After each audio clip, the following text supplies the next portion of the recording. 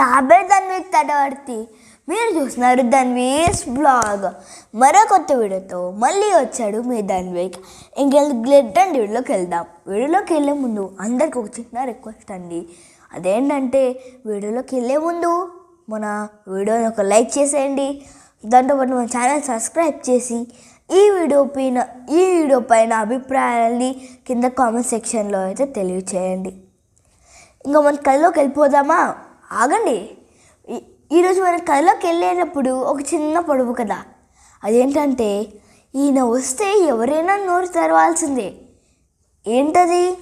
ఎవరైనా ఒకవేళ మీకు కనుక తెలిస్తే ఈ వీడియోని లైక్ చేసి కామెంట్ సెక్షన్లో రాసేయండి. ఒకవేళ తెలియకపోతే మీ ఫ్రెండ్స్కి షేర్ చేసి అదేంటో తెలుసుకోండి. ఇంకా కథలోకి వెళ్తే ఈరోజు మనం చెప్పుకోబోయే ఇంట్రెస్టింగ్ కథ ఏంటో తెలుసా?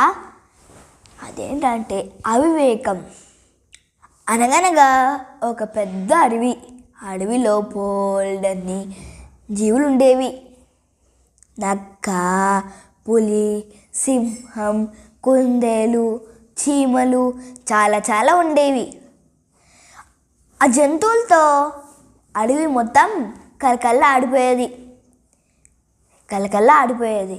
అయితే ఒకరోజు చీమ ఒక దగ్గర నుంచి ఫాస్ట్గా పరిగెట్టుకుంటూ వెళ్తుంది.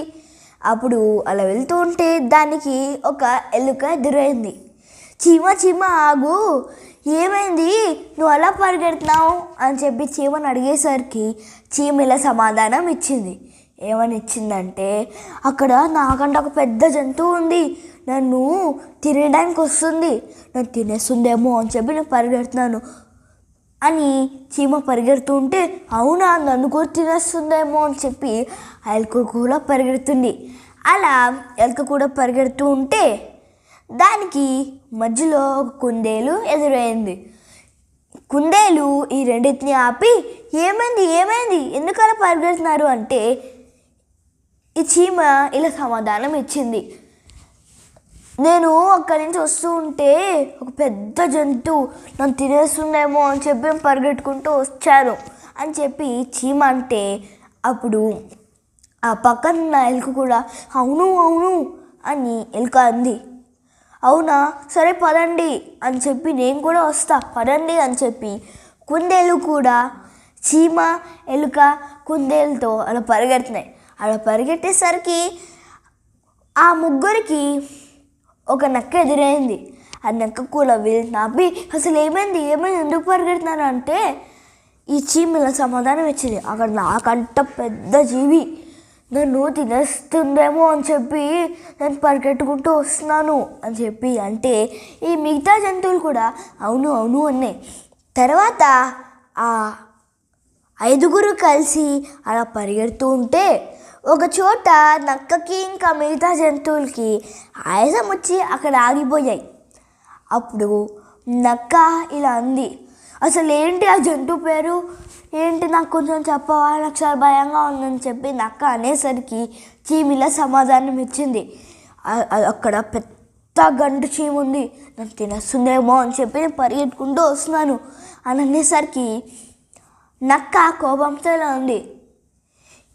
ఏంటి గండు చీమ, అది నిన్ను తినేస్తుంది కానీ నన్ను ఎందుకు తినేస్తుంది అని చాలా కోపంగా ఉంది. అప్పుడు చీమ ఇలా చాలా ప్రశాంతంగా సమాధానం ఇచ్చింది. ఆ చీమ నన్ను తినేస్తుందని చెప్పాను కానీ మిమ్మల్ని తినేస్తుందని చెప్పి నేను చెప్పలే కదా అని చెప్పి చీమ అనేసరికి ఈ మిగతా జంతువులు కూడా అవును అది కరెక్టే కదా అని అనిపించాయి. తర్వాత ఎవరి ప్లేస్లోకి వాళ్ళు వెళ్ళిపోయాయి. ఈ స్టోరీలో మొదలు ఏంటో తెలుసా? అదేంటంటే ఎదురు వాళ్ళు ఎందుకు భయపడుతున్నారో మనము ఆ కారణం తెలుసుకోకుండా మనం ఎప్పుడు వాళ్ళతో భయపడకూడదు.